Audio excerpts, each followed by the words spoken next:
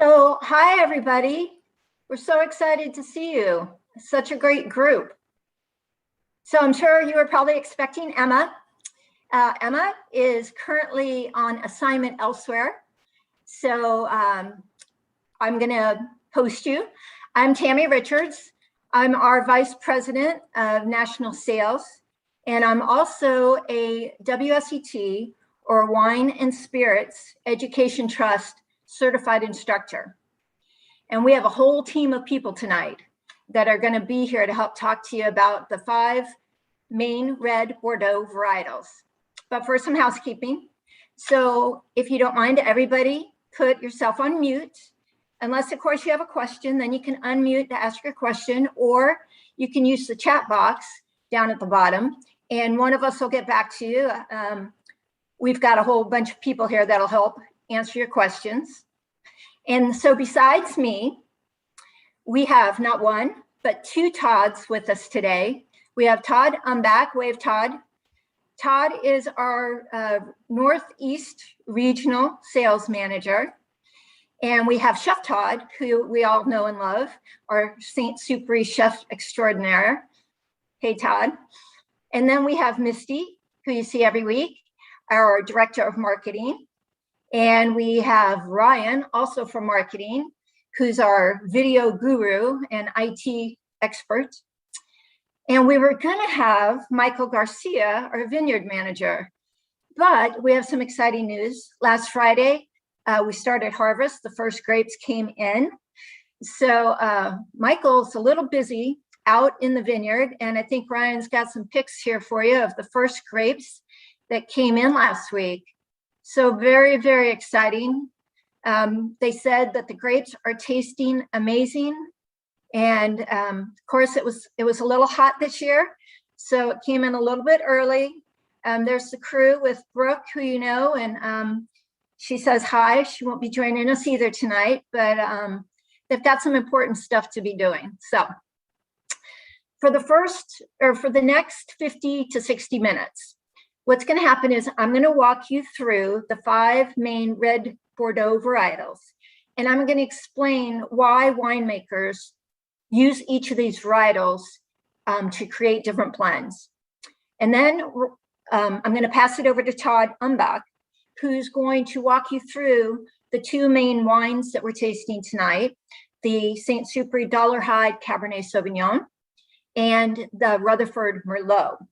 And of course, those are made from the most important and dominant grapes from Bordeaux, Cabernet Sauvignon and Merlot, which we'll talk about a lot. And then Chef Todd is going to take over to go over the always awaited recipe for the evening. So Ryan, Mr. Video Wizard, can you take us to Bordeaux? We're going to go to Bordeaux for a few minutes and look at our sister properties. So these are properties also owned by Chanel. We've told you before how Chanel bought us in 2015. So we're going over to see a little bit of Bordeaux. We're going to look at Chateau Canaan. That was a picture of Chateau Canaan in Bordeaux on the right bank. And another sister property of ours, you'll see in a second, is Chateau Rezan Segu. Beautiful vineyards, exceptional properties. If you follow Bordeaux at all, you've heard of these properties. They're amazing. They are also, they're Grand Cru Classés. They are highly esteemed. They're classified chateaus. The Wine Spectator gave them just a couple months ago, this year, 95, 96 points, respectively. They are always, always highly rated. Amazing properties. And the cool thing is that our winemaking team and our French team, they get to share best practices and quality processes that they use a lot. So it's pretty cool. So we're gonna go, Chateau Rezan Segu sits on the left bank in a commune called Margaux in Bordeaux. And Chateau Canaan sits on the right bank. So what's that really mean? So look at this cartoon map that I created for you. Up at the top, you see just France, little tiny outline of France. And you can see Bordeaux is that dot. So it's on the west coast of France. It sits on the Atlantic Ocean. And then down below, you can see Bordeaux broken out a little bit more specifically. So what they did was, you can see the Gironde estuary up in the top. They broke Bordeaux into two parts based on what we'll call it the Gironde River. It's easier, okay? So you can see where it comes down. What they did was, all the land on the left side of the river, they decided to name the left bank. And all the land on the right side of the river, they decided to name the right bank. Very creative, right? But easy to remember. So the river decides if the winery or the chateau is on the left or right bank. Now on the left bank, Cabernet Sauvignon reigns. And on the right bank, Merlot reigns. And of course, we're going to talk about 5 varietals, but those are the main ones in these 2 regions. So going back to our sister properties, Chateau Rezan Segu sits on the left bank. So it is Cabernet Sauvignon dominated. And Chateau Canaan sits on the right bank. So it is Merlot dominated. And in France, Chateau means that all the grapes were grown on their own property. So it's very much like St. Supery, right? We're 100% estate, and all of our grapes are grown on our own property. And St. Supery was built to be in that French chateau tradition, to make great wines focused on Bordeaux varietals, but with this incredible Napa Valley terroir. So let's move on and talk. What are the 5 main grapes of Bordeaux for the reds? And how do the winemakers use them? What are they looking for to get the best overall balance and structure and flavors and make the best wines possible? Let's start with Cabernet Sauvignon. So Cabernet Sauvignon is pretty much king across the world, right? It's made in many, many places, but its most famous home is Bordeaux. It brings flavors of blackberry and black plums. It's got high flavor, high color, high tannins, and high acidity. But it's a medium to full-bodied wine, depending on where it's coming from, what part of the world. And so other flavors that can be added in could be herbal notes or pencil lead, some people call it, or even gravelly notes, depending on where it's from. Then we move to the next dominant one from Bordeaux, which again is Merlot. Merlot brings some red fruits to the party. So you're going to get raspberry and red plums. And then if it's from a warmer climate, you're still going to get some of those black fruits. But it also might bring in some mocha notes. And really, who doesn't love mocha? You know, it really makes for a beautiful wine. So Merlot is also medium to full-bodied. But what it has is it's softer tannins and acidity than Cabernet. So it really plumps up the mid-palate in a wine. Then we have Cabernet Franc. Cabernet Franc is going to bring these savory notes like dried spices like sage and maybe some hints of lavender. So it's a cool little ingredient. And we've got Petit Verdot. Petit Verdot adds deep color and structure, tannins. And then it's got some floral notes too, like violet. So again, a different little take. And rounding out the 5 is Malbec, which our winemaker Brooke loves to say it brings out this juiciness like boysenberry and a lot of acidity. So these all get blended. The winemakers use them a lot like Chef Todd uses spices in the kitchen to bring out the best, to create wines that have fresh acidity, great balance, and lots of layers of flavors, lots of depth. So that's what they're trying to do. That's why blending is so important in Bordeaux. And that's why we focus on the Bordeaux varietals, and our winemaking team has such fun getting to blend and make the best wines they can make using these varietals. So now I hope everybody's got some wine in your glass. we're going to turn it over to Todd Umbach, who's going to taste through our St. Supery Dollarhide Cabernet Sauvignon and the Rutherford Merlot, and plus tell you some more cool Napa versus Bordeaux facts that you might not know. Todd, it's all you. Thank you, Tammy, and hello, everybody. I'm really glad to be with you tonight, and I'm glad all of you are with us again for our Thursday virtual tastings. I'll start here. For most of us, if I said Napa Valley, what would you think? You'd probably think, especially if we were talking about Rutherford, California, you'd probably think about Cabernet Sauvignon. And why wouldn't you? Why wouldn't we? Because Cab is king, right? We just heard Tammy say that Cab is king in Bordeaux. But we would be remiss not to recognize the quality of fruit that thrives in Rutherford's unique microclimate and soils. And so for us at St. Supery, we're able to produce some outstanding complex wines, including Merlot, thanks to that uniqueness, that diversity of microclimates and soil types, and for sure, skillful winemakers that we're very fortunate to have. We're also fortunate to own 2 vineyards in Napa Valley, including our Rutherford vineyard, which is home to the winery. And there we have 5 parcels of Merlot that provide ripe, round fruit from 25-plus-year-old vines planted on the Rutherford Bench Valley floor. And so you can sort of see there, Ryan's got a map of the different parcels that are divvied out at our Rutherford site. So it's hard to see, but if you look at the brighter red sort of to the lower right of your screen, those 3 brighter reds, those are all Merlot vineyards.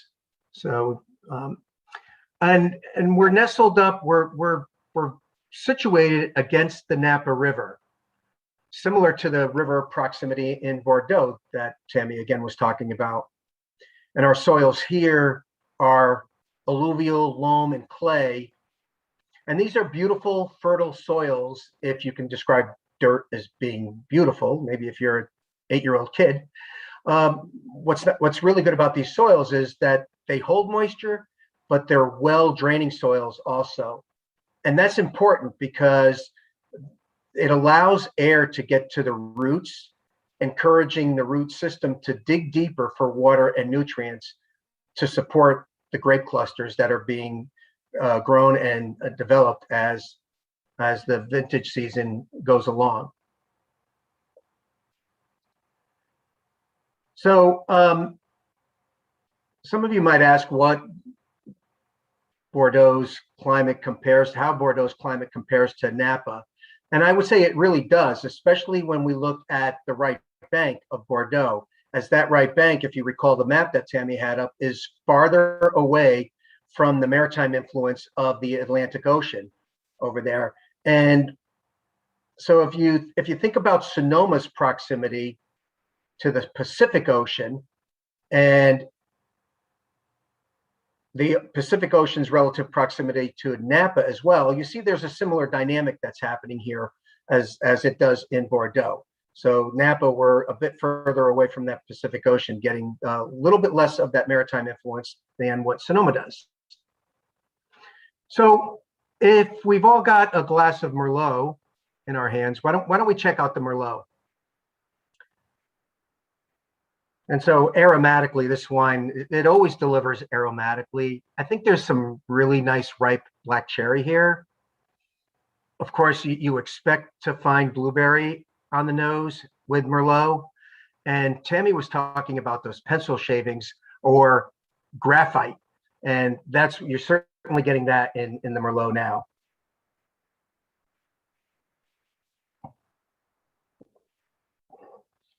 And what I like to say is, you have some expectations when you look at a wine and then you smell a wine. You're really hopeful that, especially the aromatics, follow into the taste of the wine. And for sure, this Merlot certainly does that. There's black plum in here and blueberry, just like we're smelling on the nose.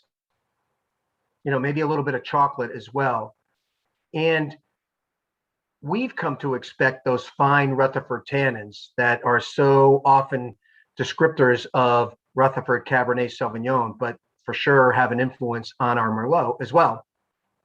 And then personally, Tammy hit on a note just a minute ago that I really enjoy the thread of mocha that goes through this wine. And it's consistent vintage to vintage to vintage, that little thread of mocha that Tammy also described from Bordeaux Merlot. I'd say this wine is charming and graceful, but it's still powerful. This is a big Merlot, and it's mostly Merlot, but we do have a little Cabernet Sauvignon to add some foundation and structure to the wine. And Cabernet Franc, Tammy was talking about some spice, and for us, it's a little bit more of a dusty spice, maybe. And then we'll put some Petit Verdot in here too to jack up the color a little bit and the tannin structure. Plus, you get those really nice violet aromatics from this wine. It's really pretty. It's a serious red wine. I've heard Michael Scholes say this. It's a serious red wine that happens to be Merlot. And we're not afraid for this wine to have structure, but we also want it to have some of that texture and mouthfeel that you get. After all, we like to talk about food and wine. And so those characteristics certainly help when we're enjoying a nice glass of wine with a nice dinner. Okay, I don't see any questions, so I'm going to switch gears. And why don't we move along to Dollarhide Cabernet Sauvignon and talk about that for a couple minutes. Hey, Todd, somebody did ask, I couldn't hear you. Did you see the dustiness question about Rutherford bench? I didn't see it. What's the question? Is the dustiness indicative of the Rutherford bench?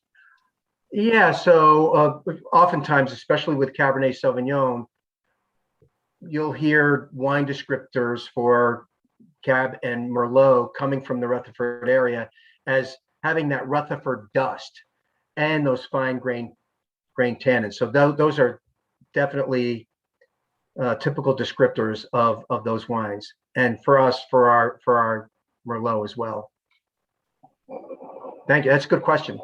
And then somebody else wanted to know, what's the strategy behind the order of the wine that you're drinking? The order that you're doing it.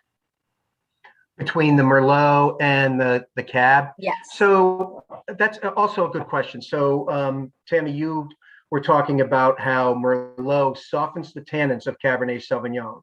Yes. So when I go through red wines with a customer, a retailer or a restaurateur, when we're talking about red wines, I'll start with the wine that has the softer tannins first. So Merlot, Ilu, that Chef Todd is going to be using in a little bit with his the meal that he's preparing, because those wines are a little bit softer. And then as you're moving up the ladder, so to speak, to a big Cabernet Sauvignon, where the tannins are a bit more bolder, a bit more structure to the wine, will dry your mouth out a little bit more.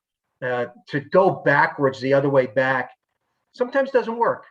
I mean, it'll work with me if I've got the glass in front of me, it'll work with me. But so I usually suggest the lighter style wines first, and then move your way up to the bolder style wines.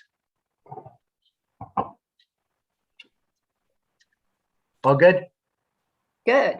All right. Why don't we shift gears and move from Napa? Boy, we're taking a big trip today. We went from Bordeaux to Rutherford and Napa Valley. Now we're going to head up a little bit further north to our Dollarhide Ranch. So as the crow flies, as they say, up north and east, we're at our beautiful Dollarhide property, and this is a really special place. And you can sort of see some of the topography that's here, even from this satellite view. So this ranch is a little over 1,500 acres that we have here, with 500 acres planted to vine. And the other 1,000 or so acres, most of it surrounding these vineyard blocks, are trees, plants, and wildlife, helping to provide for us and for this area a really beautifully balanced ecosystem. And we think that's so important in today's environment. The topography you can sort of see here is undulating. You see these rolling hills that can go from anywhere from 500-600 feet above sea level to maybe 1,100 feet, 1,200 feet or so above sea level. And these elevation changes are really important for the different blocks that we've got planted in and around the Dollarhide Ranch. As these elevation changes create temperature shifts, microclimates that also contribute to the multi-dimensional Cabernet Sauvignon fruit that we do grow here. So for us, we're pretty fortunate that the Dollarhide Cabernet Sauvignon is high elevation mountain fruit with vines situated even above the fog line. So we're getting this really ripe fruit that has the ability or the opportunity to also generate really nice acid structure in the grapes. The soils here are also similar to Bordeaux's left bank, where for us, they're mostly gravel and shale, maybe a little bit of limestone. If you're at the left bank, you probably find more limestone there. But the key factor, similar to our Rutherford vineyard, is how well these soils drain. That's really important. So because these soils drain so well, they encourage the vine roots to dig very deep for water and nutrients. And at Dollarhide, the vines are super deep, really, really deep. And so they're firmly entrenched into the vineyard there. So all of this fruit that we have in this Dollarhide Cab, many of you who've been on these virtual tastings have heard this before, is coming from one block within that vineyard, parcel 8. And so like the entire property, that parcel also has varied elevations. You can see we're going up. And again, as the higher you go up in elevation, the cooler the temperatures are. We still have those warm days, but the cooler nights allowing the fruit to cool down and take a little bit of a break. The other thing about this piece of property is, and I've heard this before on these virtual tastings, is you can't turn a hill. So parcel 8 offers many different aspects to the sun too, which adds more influence to those microclimates and temperature shifts that we spoke about. I mean, you can see just the different elevations just within that one parcel as we were traveling around on that mule there. Temperature ranges in northern Napa are also similar to those of Bordeaux's left bank, where, however, where the cooling influence in Bordeaux is its proximity to the Atlantic Ocean. For us in northern Napa and at Dollarhide, our cooling influence is all about elevation. So now you add in 35-plus-year-old vines at the core of this wine, and you've got a wine that's more robust. It's got bold structure, dark berry flavors. There's beautiful acidity. We're just talking about those cool temperatures that help that acidity, and still serious tannins. And it's a complex wine thanks to the many varied and different Cabernet Sauvignon lots that we're able to choose from, even from that one parcel. So the winemaking team, they'll use up to 30 different tanks, including French oak barrels, concrete, even small stainless steel tanks. And yet another layer of complexity to the wine, we'll do some whole berry fermentation. There's the concrete tanks and some larger oak barrel tanks. We'll do some whole berry fermentation, and that's where we'll put about 400 pounds of berries into small brand new French oak barrels. We'll put those barrels up on these racks, and the racks have rollers on them. And the cellar team, during fermentation, will spin those barrels 5 or 6 times over the 2 or 3 weeks of fermentation. And that provides us with allowing a greater color extraction from the skin, and also provides more surface area for better contact with the oak barrels. Every time you add a process to the winemaking process, we're adding costs. But similar to if you bought a new car and you wanted an AM/FM 8-track player in your car, or you want power windows, every time you add something to the car, you're adding to the costs. Same story here. We're adding to the cost, but at the end of the day, you want to be comfortable in the car you're driving, and we want to produce the absolute best wines that we can produce at the winery. So let's try the Cabernet Sauvignon, the Dollarhide Cab. And it's certainly different. If you've got the Cab and Merlot side by side, you'll be able to really get some aromatic differences from these two wines. But for sure, I get some ripe blackberry. Hopefully we get that. A little bit of cassis and some black plum, which is lovely.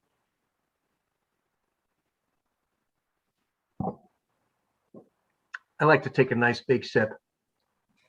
Okay, we call it a gulp. And again, the flavors really should follow the aromatics of the wine. And in this case, they do. A lot of ripe blackberry, black plum. And I get a little dark chocolate on this wine too. And I get that from a lot of Cabernet Sauvignons that I've tried. This is just a very beautiful single vineyard Cabernet Sauvignon. And it's really a wonderful expression of the uniqueness of the terroir that we have at Dollarhide.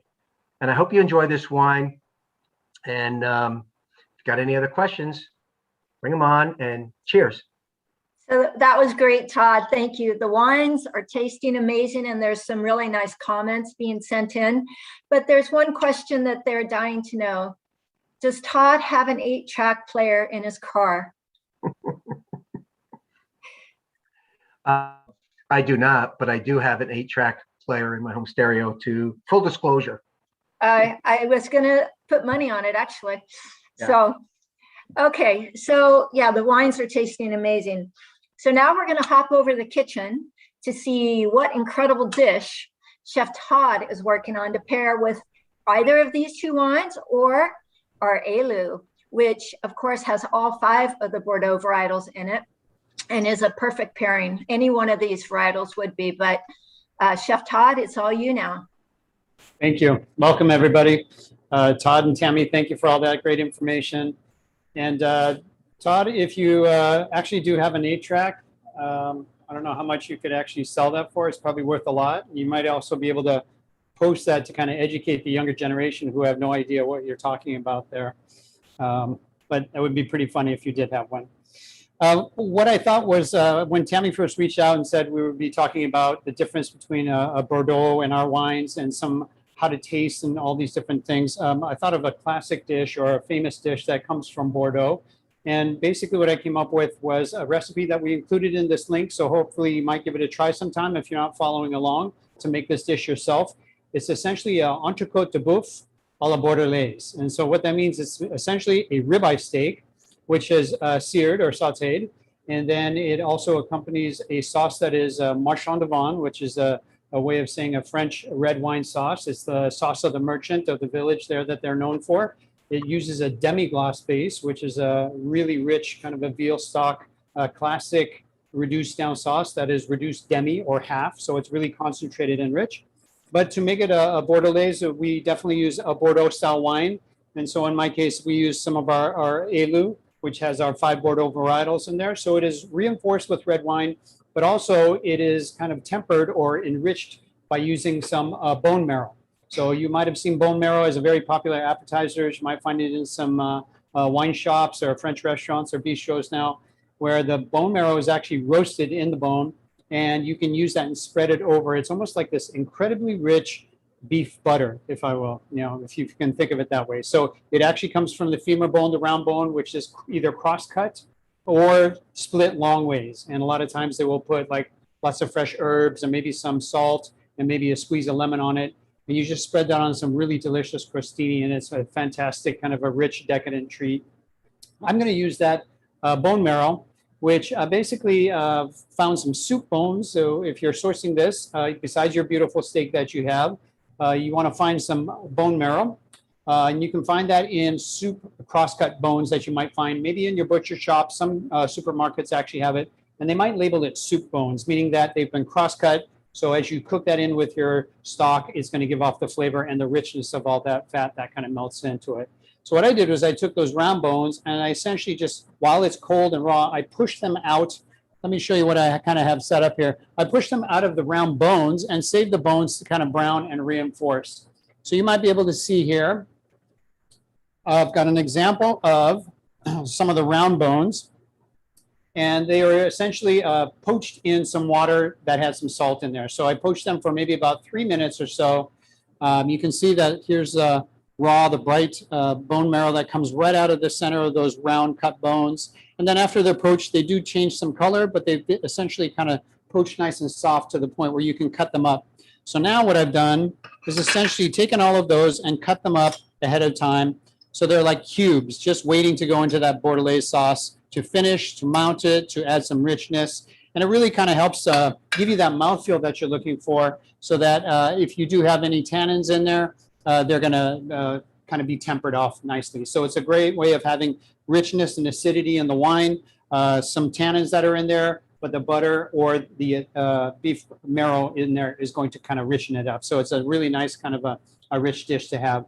Great steak kind of a preparation. What I did was I thought of doing a fun, modern kind of a technique and a take on how you might cook your steak. If you've been tuning into our demonstrations before, you might have seen me do the reverse seared method, where it's kind of reverse engineering and cooking the steak very slowly in an oven, about 250 degrees until I hit the desired internal temperature, and then taking it out of the oven and finishing it up on the stovetop. And I'm going to do that again today. It's not necessarily a classic method where in France they may be doing it, searing it into the pan, using that same pan to build their sauce, to build everything. I've kind of done the components separately. So that's the way that the recipe is written. If you'd like to try it that way, I encourage you to give that a try.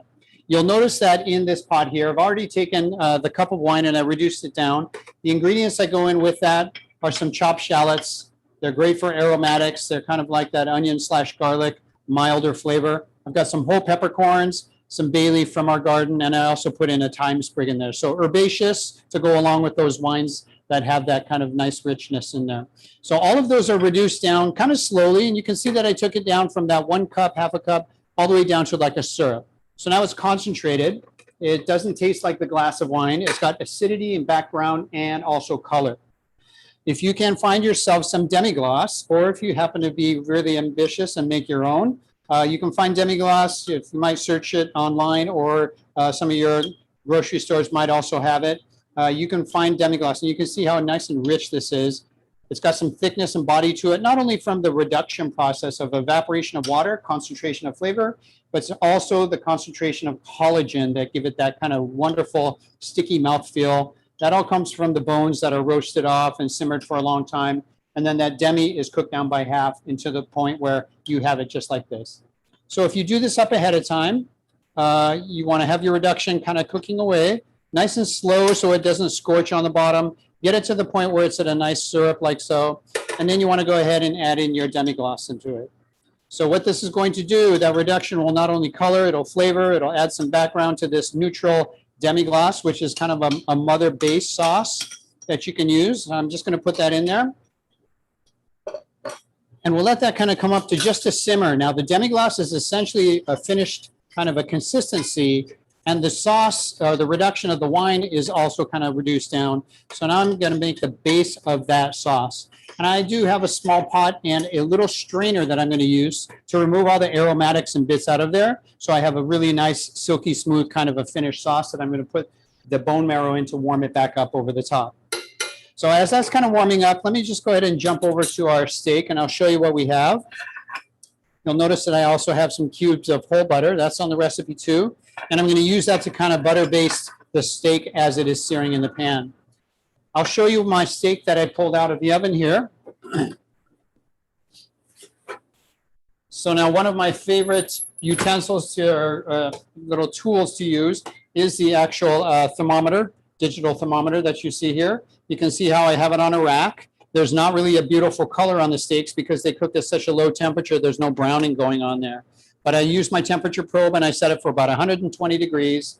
And so I know that internal temperature is where I want it to be for my nice medium rare temperature by the time I sear it in the pan.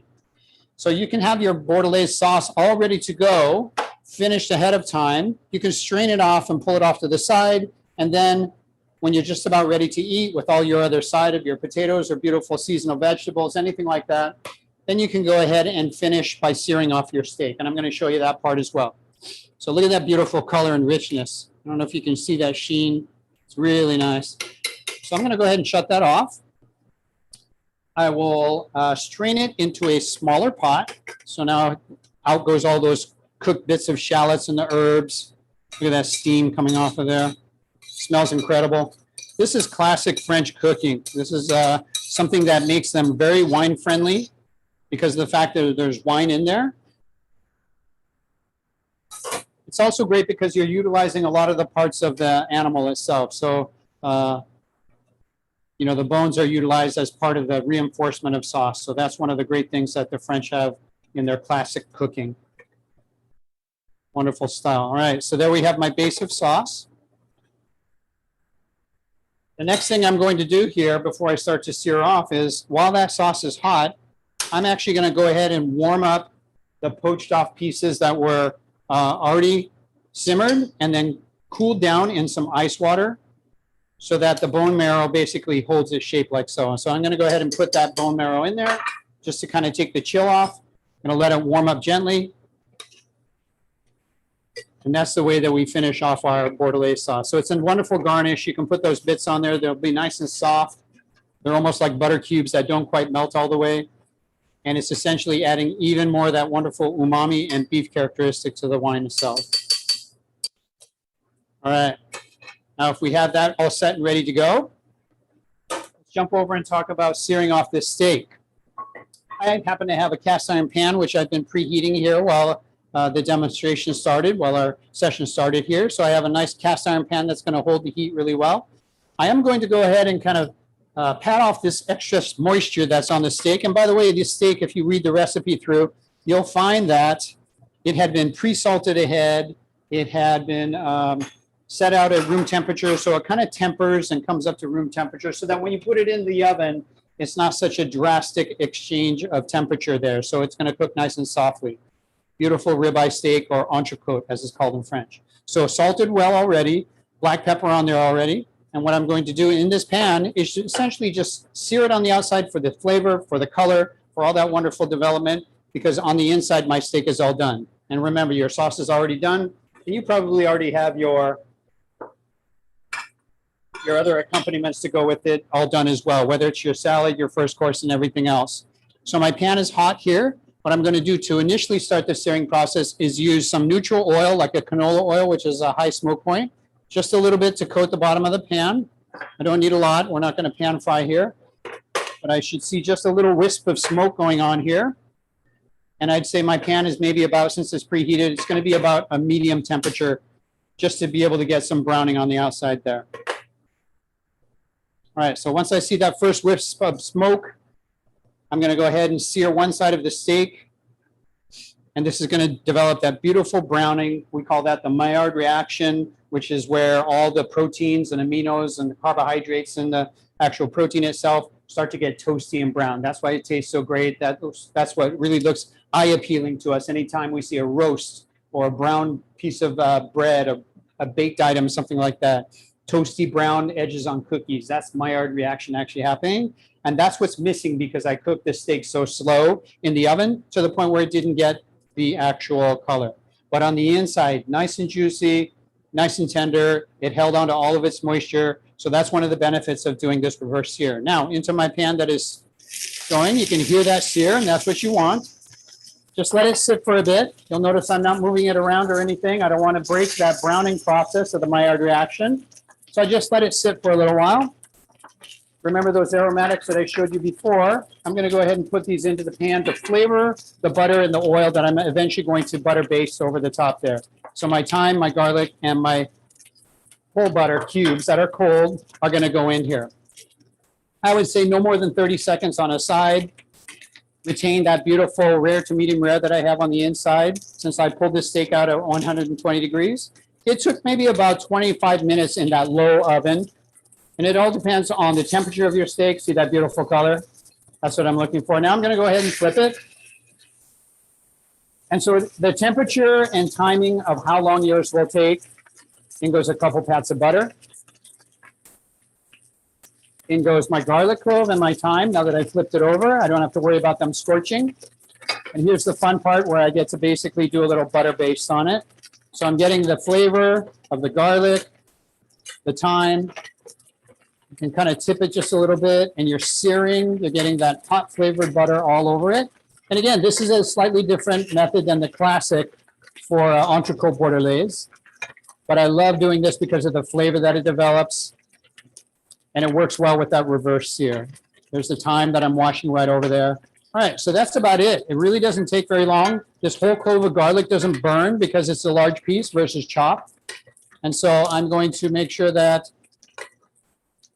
get a nice sear all around there.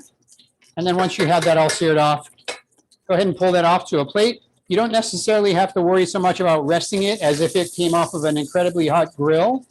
But I am going to take it and just let it sit on a plate with just a little bit of paper toweling on there. And that's going to help to pull away any of the excess oil that's on there. So I'll move this out of the way and go ahead and plate it up for you, just to show you. And I hope you can give this a try at some point in time.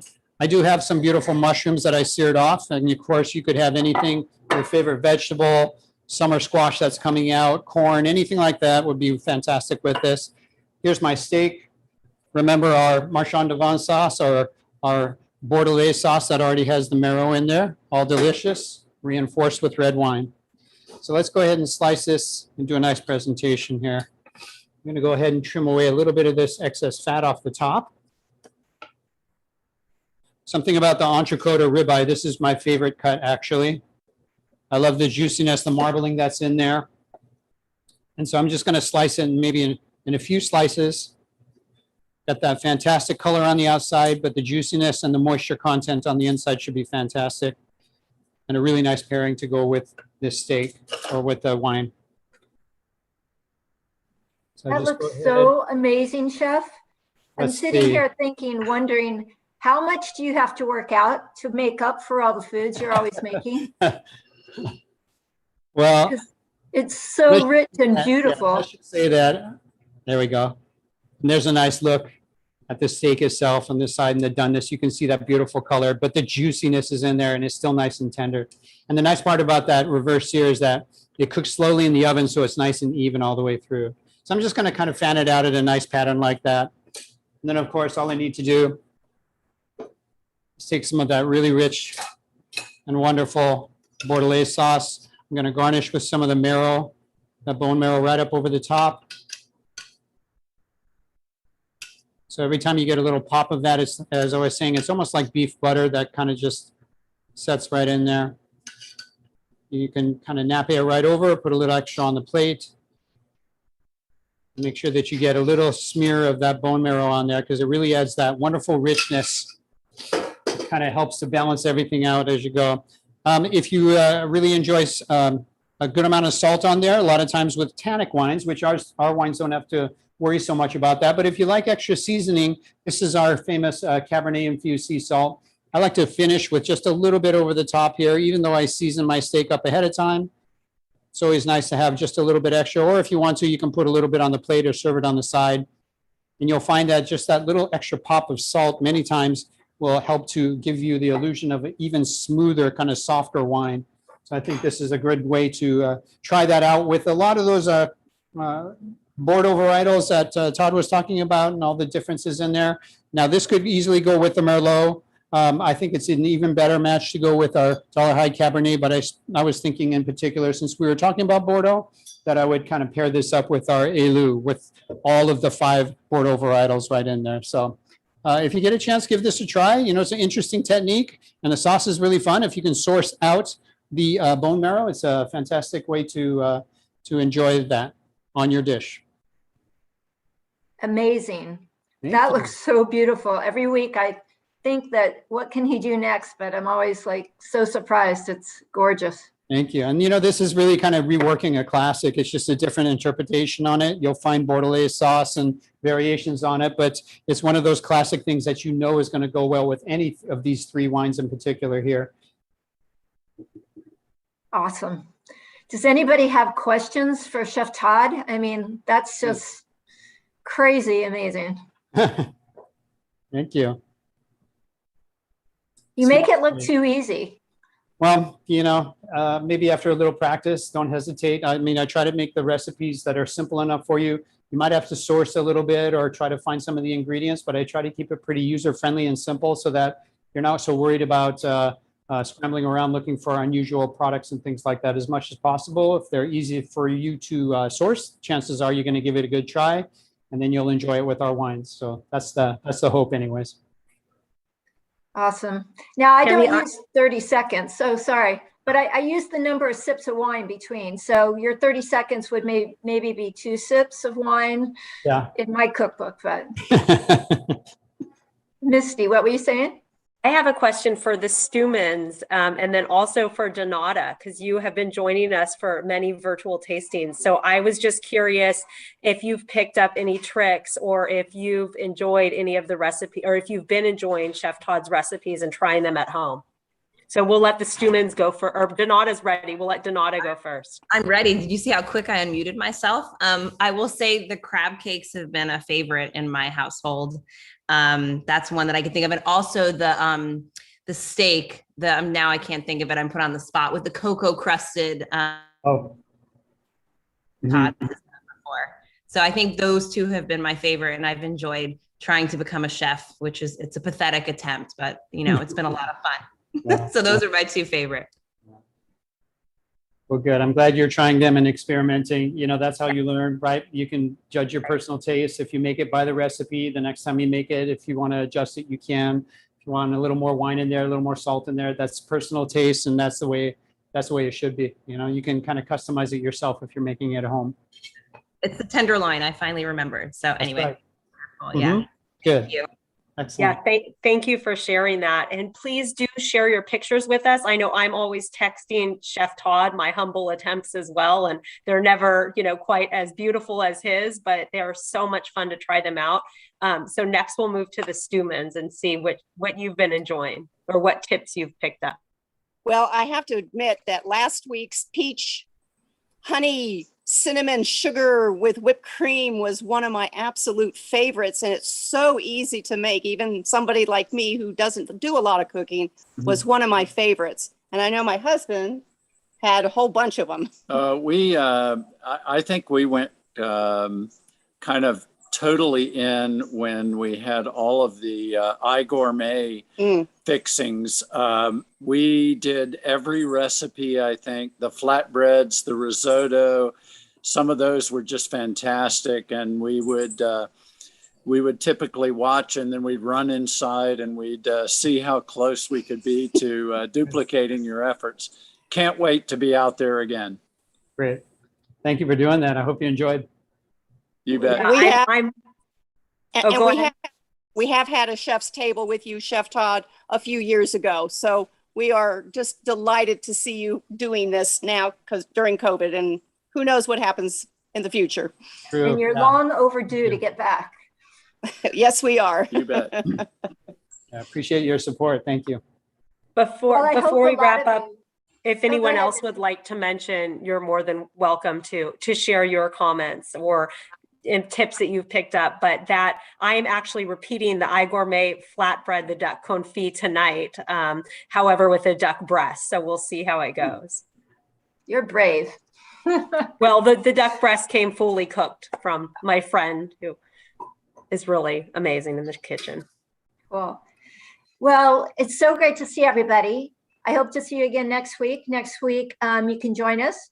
We're going to have one of our new hospitality crew, Manny, join us and help host for How to Taste Like a Pro.